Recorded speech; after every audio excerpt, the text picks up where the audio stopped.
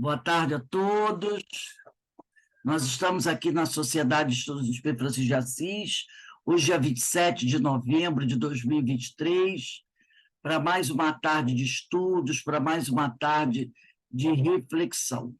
Nós estamos aí com a nossa irmã Carmen, Eloá, Ana Constantino, Márcia, José Marcos, acredito que talvez a Vera Travassos também, né?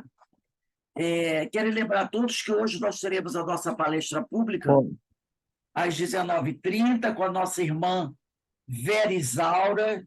Vera Isaura, o tema da palestra de hoje, que a Vera Isaura vai fazer para nós, já até mandei a mensagenzinha para vocês, o tema é Na Grande Barreira, texto do livro Religião dos Espíritos, de Emmanuel.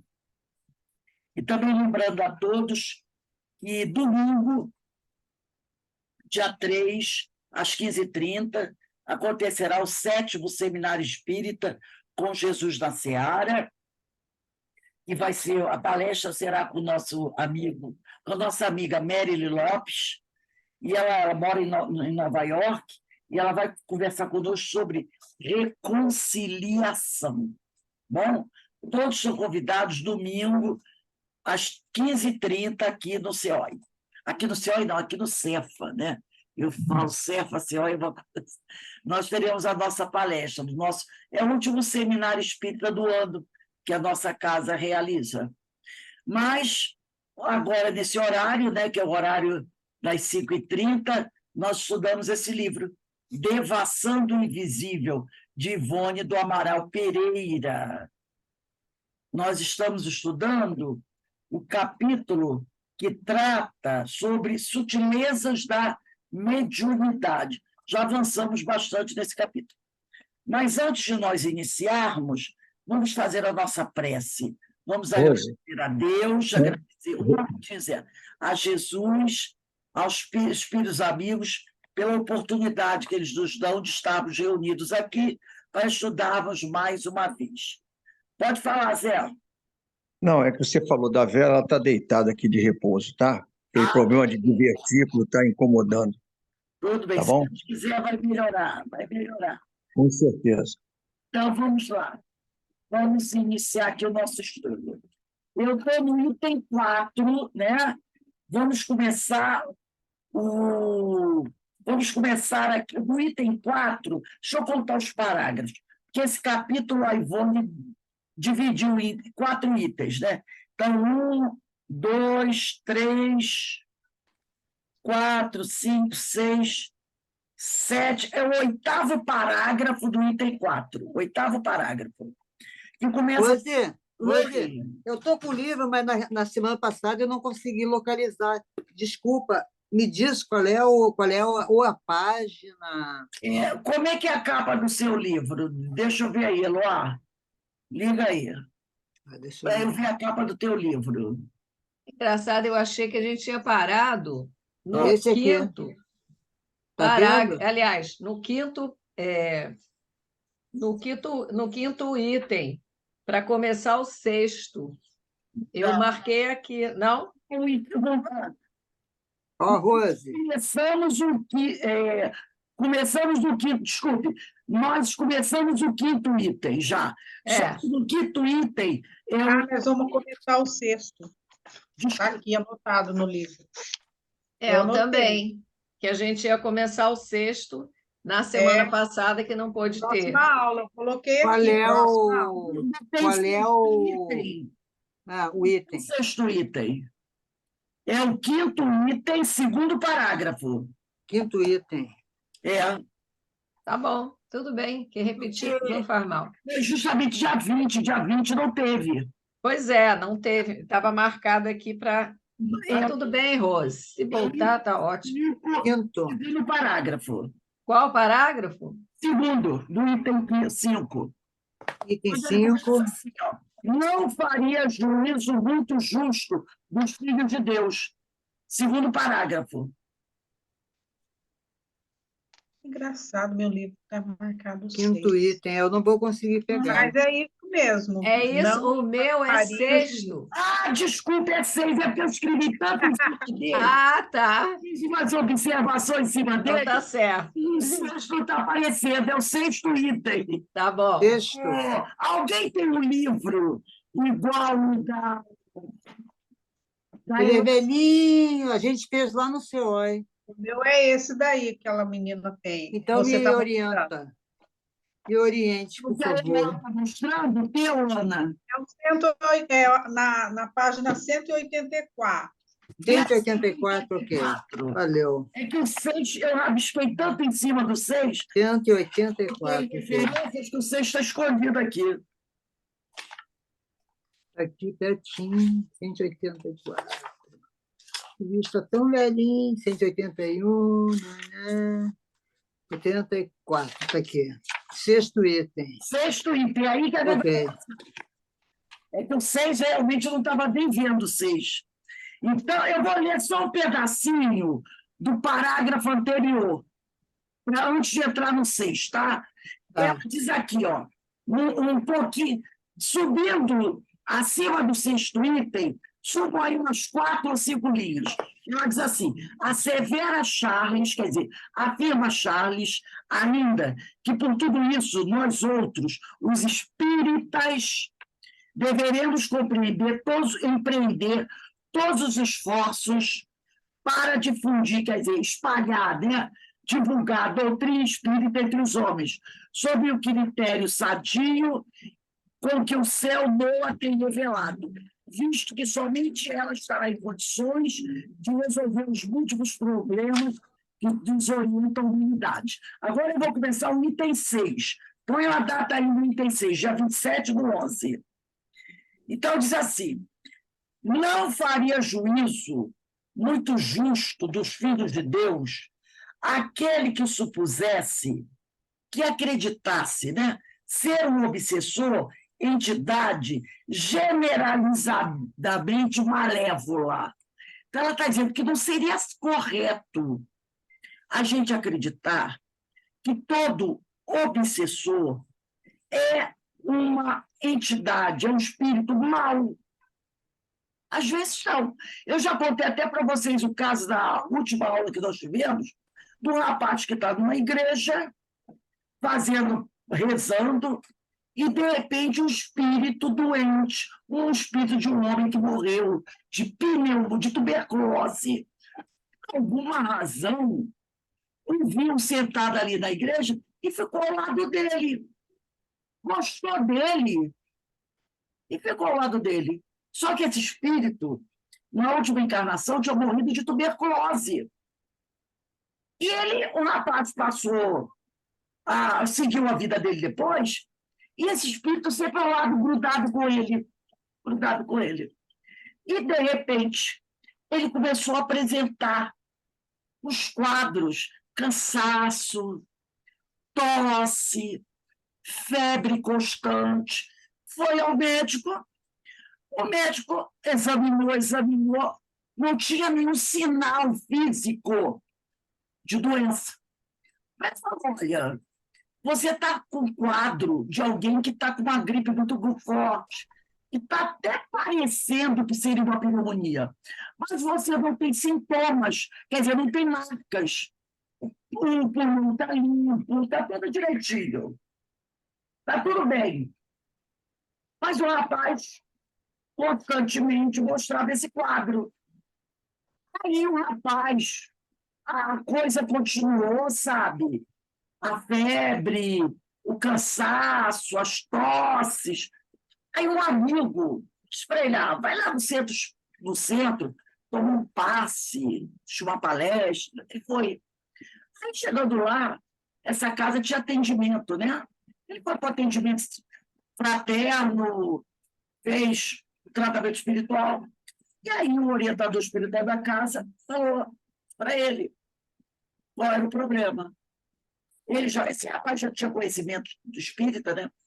Falou para ele que um espírito que havia desencarnado com tuberculose, por algum motivo, o espírito se aproximou dele, gostou dele.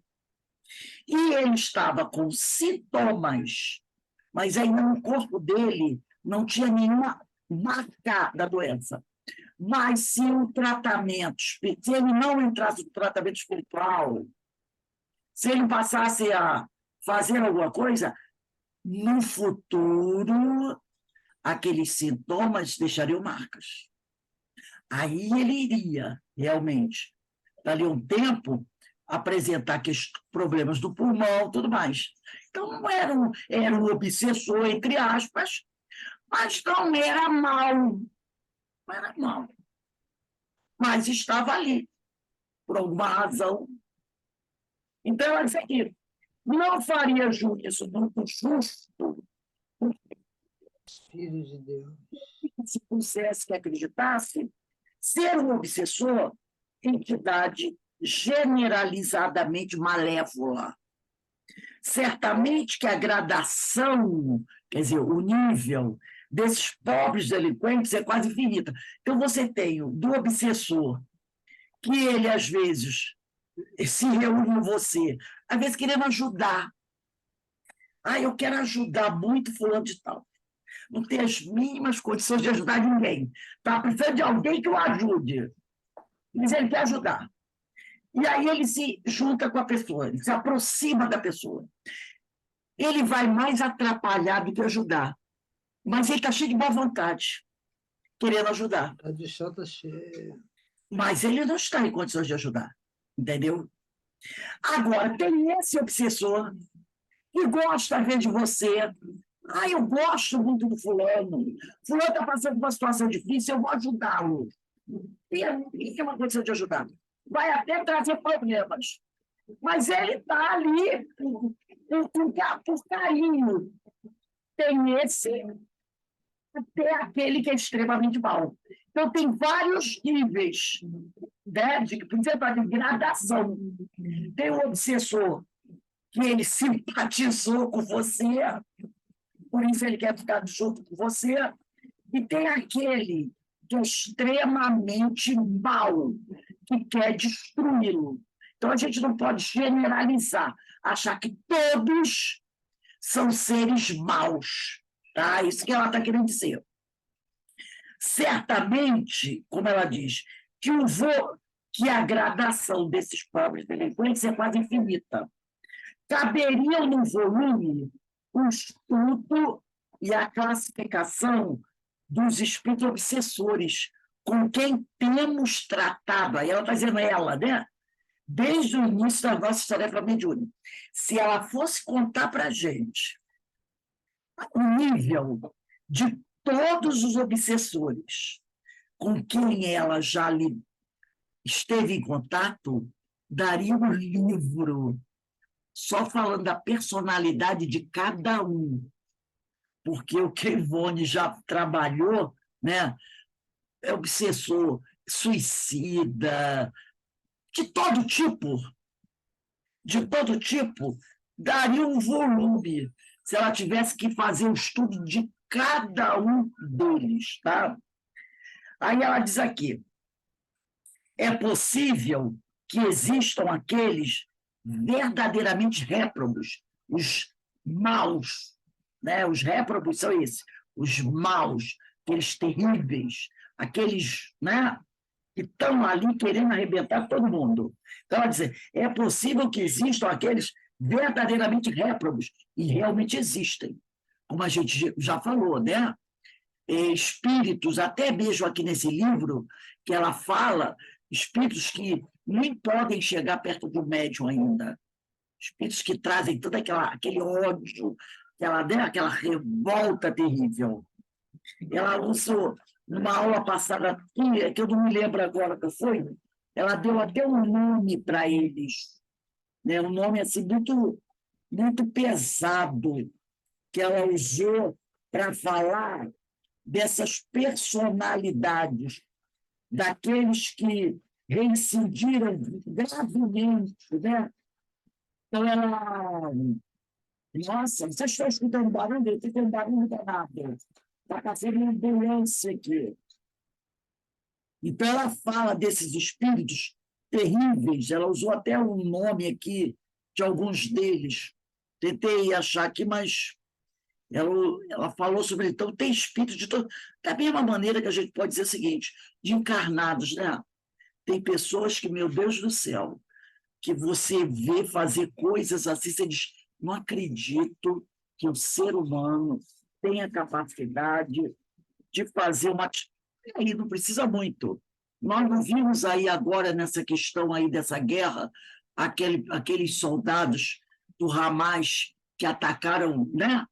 Fizeram coisa, atacaram creches de bebês e fizeram coisas assim, assim, meu Deus do céu, como é que carga de ódio essa criatura carrega? Depois, ouvindo falar, a gente entende. São, às vezes, crianças que são captadas por esses grupos pequenininhas.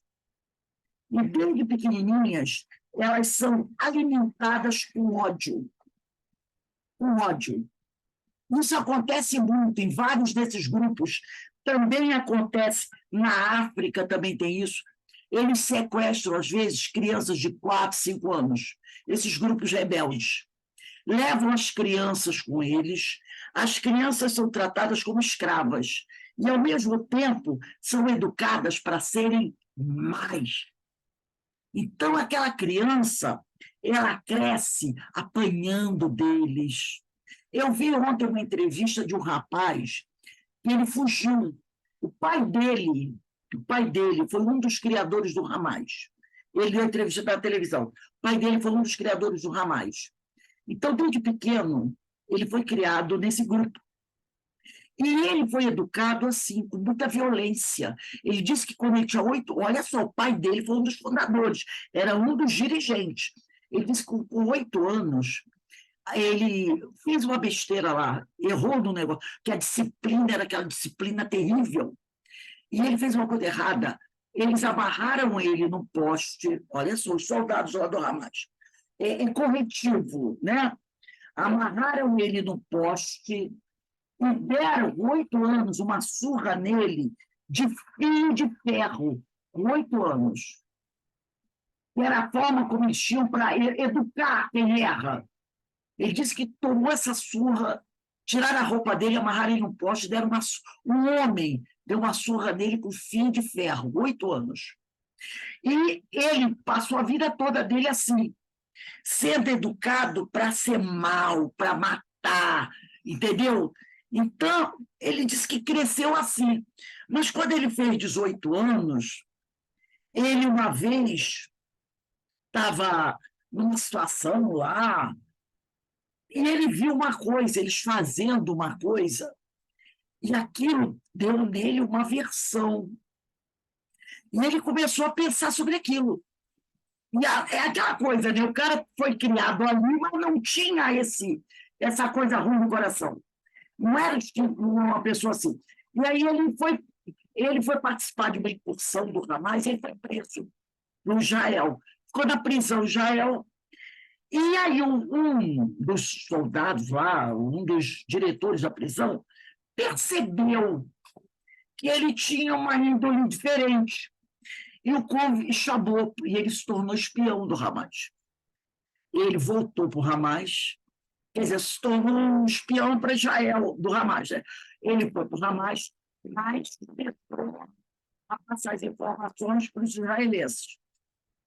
E assim evitou-se que muitas coisas acontecessem, e explodir lugar, quando botar bomba no corpo, e explodir, né? Então ele conseguia, ele ficava sabendo do que estava acontecendo, mas isso sem saber, porque se descobrisse que ele era um espião, ele morreria, né? Aí ele evitou muitas desgraças, mas depois ele fugiu. Ele também não quis continuar, né? Que era muito perigoso. E aí ele foi para a Inglaterra, ele deu uma entrevista ontem. Então, ele falou que acontece isso, que muitas vezes, é o tal do ódio que passa de pai para filho, sabe? Passa de pai para filho, passa de família para família, de família para família, aquele ódio, aquele ódio, aquele ódio, aquele ódio. Então, as crianças, desde pequenininhas, são ensinadas a odiar, a odiar, a odiar, e quando tem oportunidade de fazer algo mal, é para realmente, entendeu? Feliz, é para realmente, sabe? Porque, de certa forma, também eles são filhos. É aquela coisa, né? O choque, né? Um faz ou faz, não faz, ninguém cede. Então, eles são criados assim, nesse ódio. E imagina uma criatura dessa quando morre. Para onde ela vai? Ela vai se juntar a esses espíritos. E continuam, e vão reencarnar. E se cair no meio desse, essa coisa continua. Esse ódio sendo alimentado, esse ódio, esse ódio, esse ódio. E a pessoa só vive disso. Ela quer ferir, ela quer matar, ela quer destruir. Então, da mesma maneira que existem pessoas aqui na Terra, como nós vimos nesse caso, né? Atacando a creche, você diz, meu Deus, como o ser humano pode fazer? Nenhum animal faz isso, né? Rose, por favor. Alô? Oi, fale. Bom, tudo que você falou eu concordo, mas eu quero deixar claro também que Israel faz a mesma coisa com eles. Só que tem que não ter a divulgação que o outro faz com isso, porque a imprensa toda nossa, do mundo inteiro, é patrocinada pelo judaísmo. A gente sabe disso. Então, já tem algum tempo, já tinha 5.000 crianças palestinas mortas por Israel. Então, esse crime contra a creche, o que eles fizeram é horror, é terrorismo. Tudo que eles fazem é horrível. De fato é, concordo plenamente. Mas Israel, desde que foi fundado o Estado de Israel, ele faz a mesma coisa com os palestinos. Tanto faz da faixa de Gaza como da Cisjordânia. Ele massacra também eles o tempo inteiro. Daí criar as crianças com esse ódio contra Israel. É recíproco aquilo ali. Netanyahu é terrível. É um ditador brabo. Eles ficam se digladiando ali. Digladiando o tempo inteiro. É dos dois lados. Porém, o que nós vemos na grande mídia é só o lado ruim de Hamas. Tem um lado ruim de Israel que você não é divulgado. Isso não é divulgado, mas eles fazem. Só isso. Então, Só isso aí. se digladiando, é isso que eu quero dizer, se digladiando. Ninguém cede de um lado nem outro. Então, quando eles entram em choque, é isso. É aquela coisa, né? Do círculo vicioso. É o círculo vicioso. Que você entra nessa espiral e você não sai dessa. Esse rapaz conseguiu sair. Ele eles estão dali, onde o Paulo criou, dentro do Hamas. Ele aprendeu coisas terríveis sobre o processo de disciplina. O que ele disse é terrível que o soldado do Hamas ele tem que ter uma disciplina terrível. Então, ele apanhou muito na infância para ser disciplinado e depois aprendeu que deveria cometer esses atos, odiar. Mas ele, dentro dele, não quis. Quando foi preso, acabou sendo cooptado pelos israelenses, se tornou um espião. Trabalhou para os israelenses, entregando o Hamas. Mas depois, o que ele fez? Ele fugiu dos dois, que ele não queria nem trabalhar para um, nem trabalhar para o outro. Então, ele fugiu e foi para a Europa. Porque se ele ficasse, o Hamas descobrisse, o mataria. Israel acabaria descobrindo também, o mataria. Então, ele fugiu, porque ele também não queria servir nem a um, nem a outro. Então, é aquela coisa, o que Jesus disse, quando você vive pela espada, você morre pela espada. Porque o ódio acaba gerando mais ódio. E assim é. E aquela região toda ali vive assim. Ela vive assim. É um odiando o outro, não há diálogo, um procura auxiliar o outro, entendeu? Então, eles vão sempre vivendo essa carnificina diária. E os dois acabam sendo destruídos, os dois acabam se ferindo. Porque ninguém sai vitorioso de uma situação dessa. Ninguém sai vitorioso, né? Muitos israelitas morreram no ataque do Hamas e estava na cara que Israel ia revidar e muitos vão morrer. Aí amanhã vem um outro ataque do Hamas, aí depois Israel se revida, e fica nesse ciclo vicioso. Isso não leva ninguém a lugar nenhum. Não leva ninguém a lugar nenhum. Então, como ela disse aqui, caberia um estudo e a classificação dos espíritos obsessores. Aí ela diz, é possível que existam aqueles verdadeiramente réprobos que há séculos permanecem nas sombras do invisível, incapacitados até mesmo de se comunicarem mediunicamente. Então, esses espíritos envolvidos nessa violência, tá? Não importa, porque violência ninguém tem razão. Violência ninguém tem razão, tá? Ninguém tem razão na violência. Ninguém tem razão. Porque porque é aquela coisa, é como a pena de morte. Fulano cometeu um crime, matou o outro. Ele agiu errado matando o outro. Agiu errado. Como eu vou puni-lo? Vou tirar a vida dele. Boa. Você perdeu a sua razão. Porque violência só gera mais violência. Não existe justificativa para a violência. Não existe. Se você segue o sentido, ele disse, ofereça outra face. Faça diferente. Vê o caso da Índia, com o Gandhi. Eles decidiram que não reagiriam com violência. A violência sofrida. Escolha. Porque se eles reagissem com violência, o que a Inglaterra, a Grã-Bretanha faria? Destruiria eles. Era muito mais poderosa que eles. Então, a violência nunca se justifica, nem de um lado, nem de outro. Então, o que ele diz aqui? Olha a situação desses espíritos.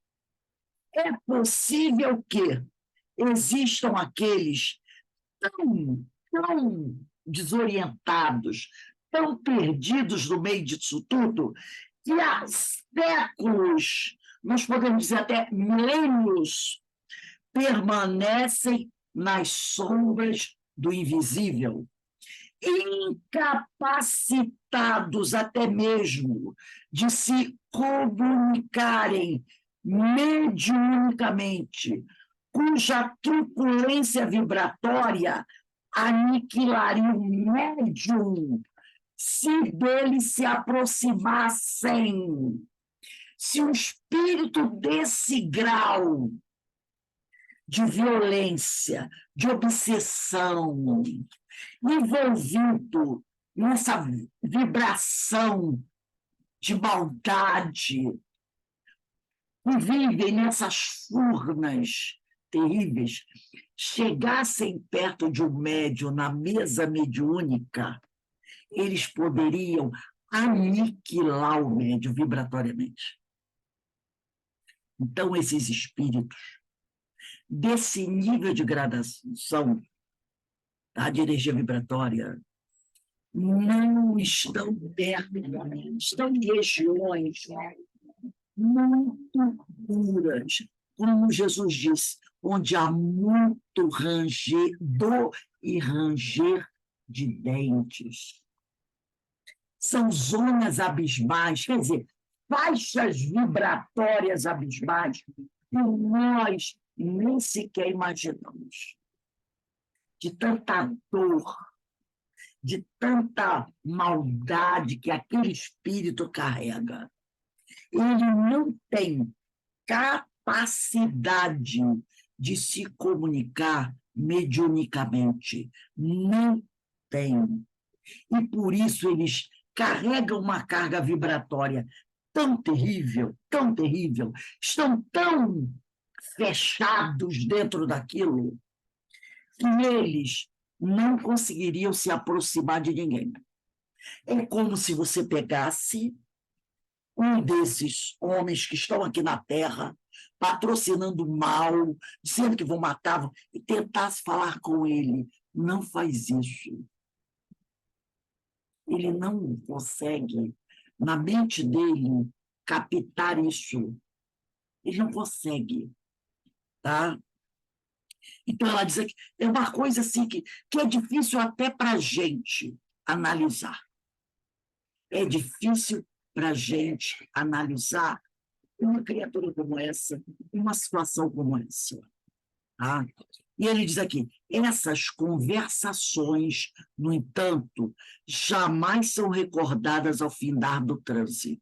Esquecemos-las completamente, para nos lembrarmos apenas de que fruímos feliz convívio com os bons amigos do além, cuja solicitude nos reanima para novas etapas terrenas. Todavia, tais estados nos causam profundo abatimento físico e uma como sonolência deprimente, enquanto nossas feições endurecem e nossos dentes se cercam como se nos ameaçasse o fenômeno cataléptico. Então, ela fala aqui, né? Oh, desculpe, eu voltei, eu li outro parágrafo. Continuando aqui, ela diz aqui, né? Eu li outro parágrafo, ela diz, cuja truculência vibratória aniquilaria o médium que se aproximasse. Aí ela diz aqui, ó, não os vimos jamais. Não os vimos jamais. Eu li o parágrafo da página anterior antes. Ela diz aqui, não os vimos, ela nunca viu um espírito desse. Nunca viu. Porém, não os vimos jamais, porém, até o presente, o mais pernicioso obsessor que conhecemos, aquele que nos chegou a apavorar, com todos os vivos espavoridos, em corpo astral, ela fugiu dele, apavorada e desdobramento. Foi certa entidade que perseguia uma doente obsidiada, internada em uma casa de saúde espírita de Belo Horizonte, em Minas Gerais. Apresentava-se essa entidade trajada com hábito religioso, inteiramente negro, parecendo tratar-se de uma ex-freira, pois fora mulher quando encarnada. Esse foi o pior obsessor que ela viu. Mas ela diz, esse não é desses outros que ela estava falando aqui. Desses que não conseguem se comunicar, que aniquilaram o médium. Tá? E esse que ela viu é terrível, mas não chega perto, nem de longe, de um desses terríveis aqui, que ela diz que pode aniquilar vibratoriamente o médium. Tá? E olha que é Ivone Domara Pereira. Ela, quando viu essa entidade aqui, vestida com uma freira, toda de preto, ela correu, apavorada. Ela estava desdobrada, tá? E essa entidade estava obsediando uma doente internada na casa de saúde. E ela foi até lá e viu a entidade. E ela percebeu que a entidade era algo terrível.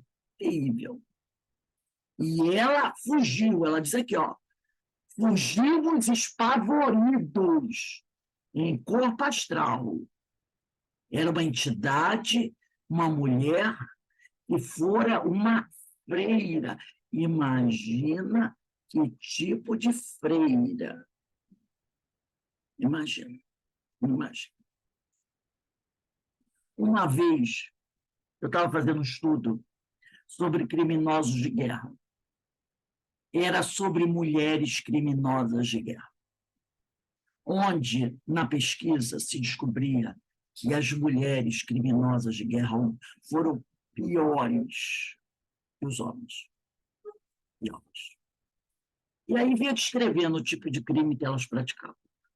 Teve um crime que eu li. Eu fiquei tão chocada. Eu nunca tive coragem de contar para mim, narrar para alguém o crime que ela era praticada. E não tem coragem. De tão terrível. Yeah. Só digo uma coisa, a criatura tinha 18 anos, 18 para 20 anos. 18, entre 18 e 22 anos. Ela. E ela tinha um apelido terrível, que eu também não gosto de falar. Um apelido de animalesco, de animal. E até hoje eu não consigo falar, sabe, o que ela fazia. E nem gosto de citar o apelido dela. Aí eu penso, uma criatura dessa. Não pode ser uma dessas aqui? Pode ser. Que já vem de outras encarnações perpetrando crimes bárbaros. Bárbaros, bárbaros. Reencarna com uma oportunidade de melhorar. Porque uma criatura para fazer isso, que eu li lá que ela fez, ela morreu. Foi julgada e condenada à morte. Morreu. Né? Para cometer um crime desse, uma coisa de primeira vez. Tão jovem, no máximo 20, 22 anos, cometendo uns atos desse nível e sendo chamada assim pelos prisioneiros, essa criatura tem histórico. Não foi a primeira vez. Já é um espírito que deve vir, entendeu? Cometendo esses tipos de crimes bárbaros. Crimes bárbaros. E recebe a oportunidade de encarnação, porque eles são filhos de Deus, têm direito também, não é? Tem direito. Recebe uma oportunidade.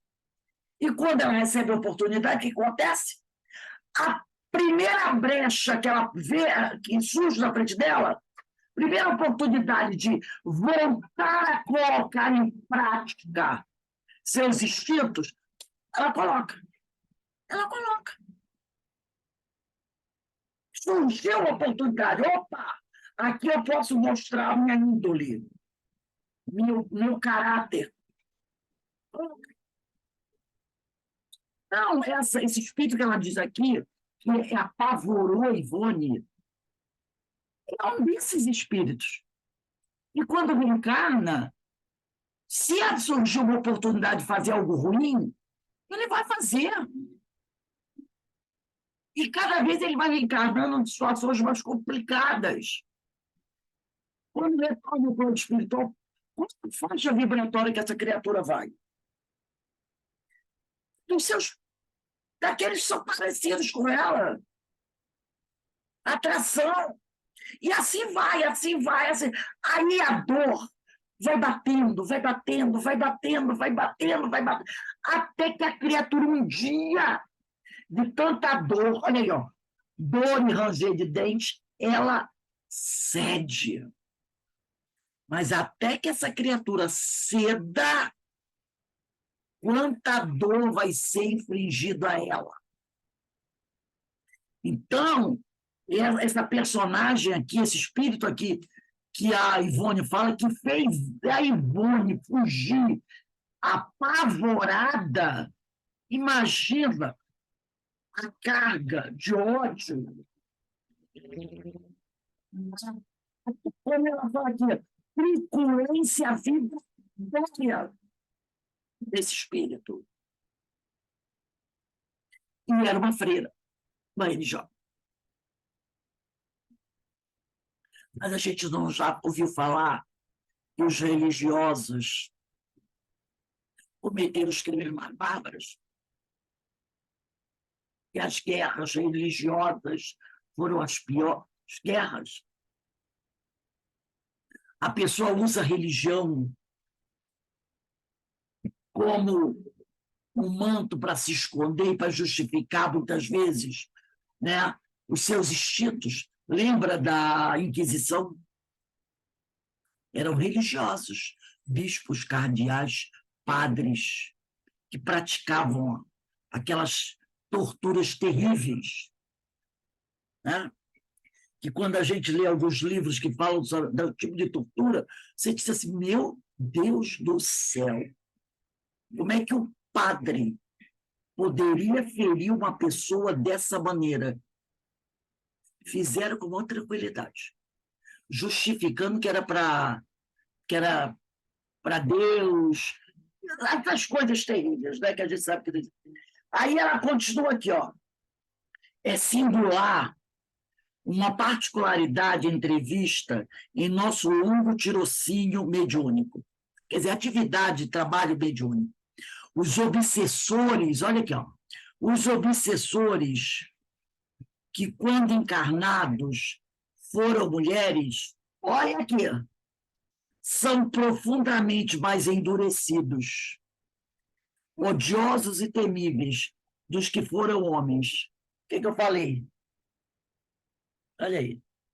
Quando, na história diz que os criminosos de guerra, mulheres, quando descobriram os crimes delas, foram piores, muitas vezes, que os homens. Então, ela diz aqui, ó, os obsessores, que, quando encarnados, foram mulheres, são profundamente mais endurecidos, odiosos e temíveis do que os que foram homens. Então, os obsessores mulheres são, muitas vezes, piores do que os obsessores que foram homens. Aí ela diz, por quê? Ainda não conseguimos esclarecimentos. Será porque seja a mulher mais irremediavelmente atingida quando ofendida do que o homem? Será porque a violência com as mulheres ao longo da história sempre foi muito pior do que os homens? E aí elas, quando têm a oportunidade da vingança, do ferir, elas querem ser extremamente mais para compensar a agressão que sofreram. Aí ela diz aqui, existirá, é outra pergunta que ela faz, na mente feminina, imaginação mais fecunda do que na mente masculina? Será que a mulher tem a capacidade de imaginar coisas, até coisas ruins, com mais capacidade e força do que o homem? E essa maior intensidade imaginativa a tornará mais feroz nas atrocidades das vinganças contra os desafetos? Será que a mulher tem essa capacidade de articulação, de imaginar coisas mais terríveis da mente dela do que o homem? E na hora dela promover a sua vingança, ela seja mais feroz, mais dura, mais impiedosa contra os desafetos? Aí ela diz, eis um campo para interessantes investigações psicológicas espíritas. O que eu sei nessa pesquisa que eu fiz sobre os crimes de guerra, falava isso, que as criminosas, elas eram capazes, do que foi visto, de coisas muito piores até, mais assim, assustadoras do que os homens. E é o que ela fala aqui, que essas obsessoras com essas grandes truculências vibratórias, né, elas são, e ela, pelo que ela tem de experiência, né, mais odiosas e temíveis do que os homens. Então, mas sendo homem ou sendo mulher, a gente tem que fazer o possível, e o impossível, até, vamos dizer assim, para não se deixar levar pelo ódio. Porque o ódio é capaz de fazer você destruir a tua vida e te congelar numa situação como essa por inúmeras, inúmeras encarnações. Entendeu? Eu sei que é difícil para a gente, no nível evolutivo que nós temos, compreender a máxima de Jesus: ofereça a outra face. É difícil ainda para a gente. É difícil para a gente isso. Né? Tem uma passagem de Jesus que ele diz também: se alguém te chamar a caminhar 1 milha ou 2 milhas, caminhe 3, 4 milhas com ele. Se alguém te pede uma capa, entrega 2 capas. E tem algumas passagens do Evangelho de Jesus que ele fala sobre isso, né? É mais ou menos assim: se alguém te pede a capa, dá 2. Se alguém te convida para caminhar 1 milha, caminhe 2. Se alguém bate na tua face, ofereça outra face. Porque tudo isso vai evitar para você, para nós, séculos e milênios de dores. A vingança, aquela frase, parece que dizem que é o pensamento é de Confúcio, né? Quem busca vingança cava 2 covas. Uma para enterrar a pessoa que você quer matar, destruir. A outra é para você, porque você fica algemado àquela criatura. Por isso que o ensinamento de Gandhi é importante. É a prática da não violência, a revolução pela não violência. Foi o que eles fizeram na Índia. Porque se eles o que os britânicos faziam com os indianos, coisas bárbaras também, coisas bárbaras, bárbaras. Se você estudar essa história, né, dessa colonização na Índia, que vem lá do século XIX, por aí, você vai ver que eram coisas bárbaras. E como é que Gandhi acabou com isso? Com a não violência. Mesma coisa que aconteceu na África do Sul. Não é assim? Gente, não foi assim na África do Sul?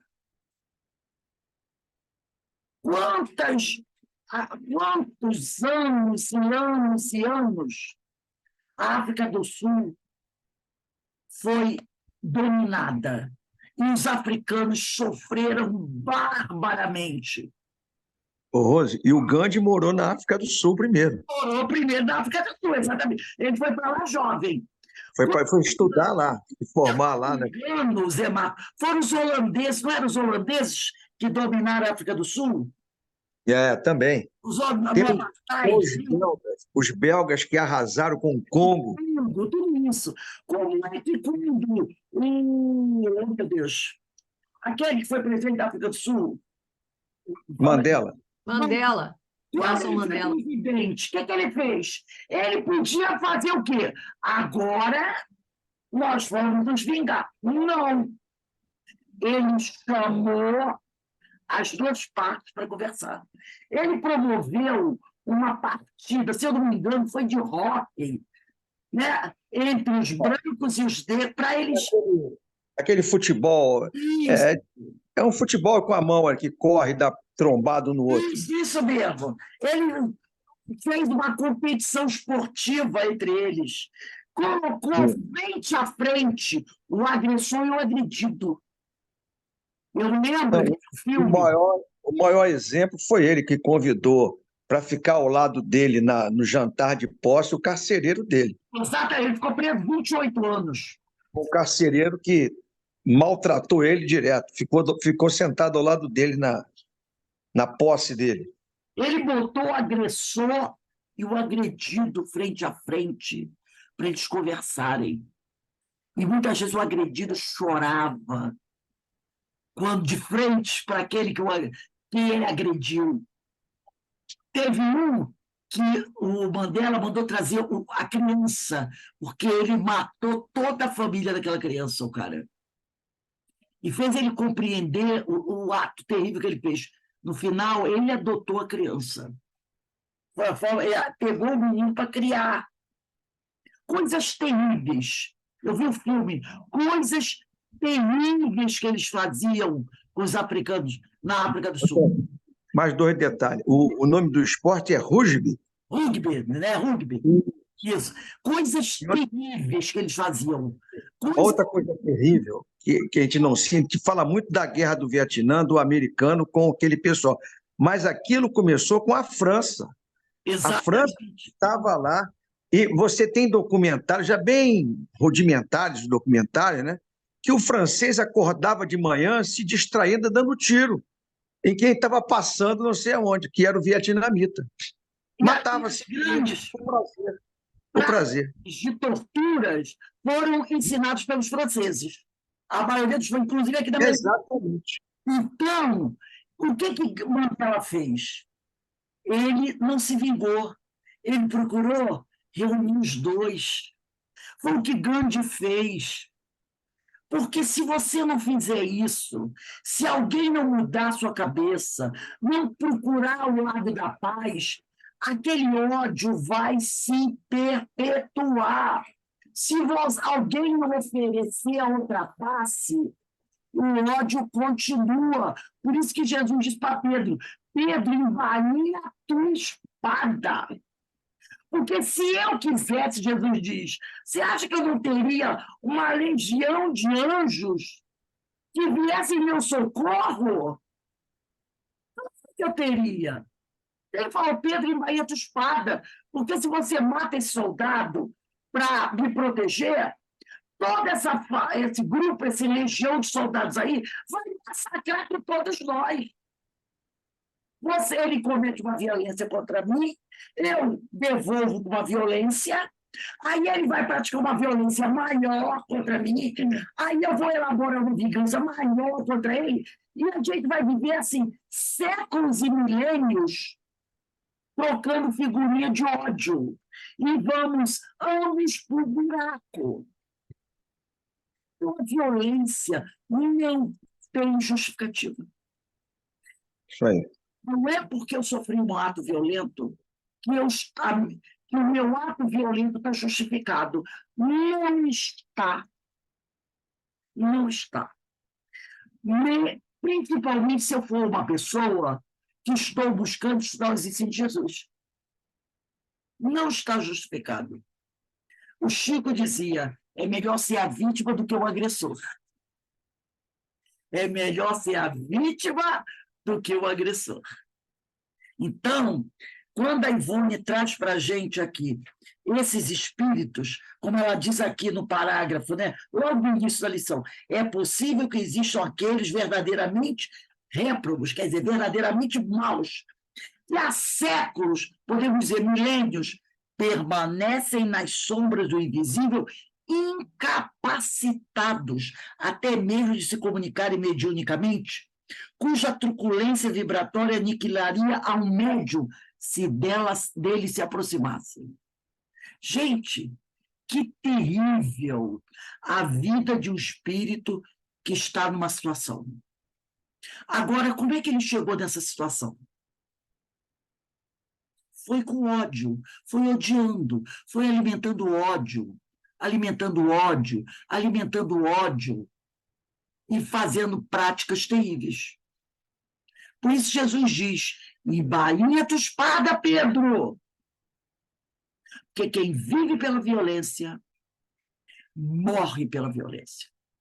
E essa vida de um espírito como esse não é uma morte, é como uma morte terrível. É como esse espírito se sente como morto, morto para a verdadeira vida. Séculos, milênios, vivendo numa tortura terrível dessa. Então, nada de cultuar a violência, gente. Quando bater aquela coisa da gente, às vezes bate, né? Procura eliminar esse troço. Aquela raiva por alguém, por alguma coisa que aconteceu, não alimenta. Não alimenta. Porque isso vai, no futuro, se tornar uma arma contra nós mesmos. Um tiro vai ser fatal. Não alimenta. Tá? Então, alguém gostaria de falar mais alguma coisa? Então, nós vamos encerrando aqui. Semana que vem, a gente vai continuar nesse parágrafo, que ela diz assim: entretanto, aquela entidade obsessora. Então, vamos colocar em 4, né? Só Falar. um detalhe sobre esse negócio de maldade aí, que a gente está conversando das pessoas. Você citou umas mulheres nazistas. Tem uns documentos, é filme e documentário ao mesmo tempo. Quem quiser ver, evidentemente, tem na Netflix, são lançamentos do Spielberg com o Tom Hanks. Os dois são os produtores. Está na Netflix sobre guerra, né? Sobre a Segunda Guerra. E ele tem uma parte que ele fala assim: os alemães, pessoas comuns no dia a dia. Eu vi Eram o pessoas início que do... trabalhavam no comércio, médico, professor, né? O faxineiro, o açougueiro, trabalha no mercado, né? E essas pessoas se transformavam em carrascos. E ele estava ali vivendo com você, normal. Lógico que nem todo alemão era nazista, isso é outra história, né? Todo nazista ali, né, também não é só alemão, que nós estamos vendo hoje em dia uma série de nazistas que não são alemães, né? Mas naquela época, vamos citar só aquela época, nem todo alemão era nazista, né? Mas aqueles que se transformaram foram soldados nazistas, que tem soldado que também não é nazista. Ele foi para a guerra porque foi obrigado a ir. Sim. Mas aqueles que torturavam, você ia investigar a vida da pessoa depois? Não, ele trabalhava ali na padaria da esquina, ele fazia pãozinho, ele pesava a mortadela, pesava lá o presunto. Eram pessoas da sua vida. O que é?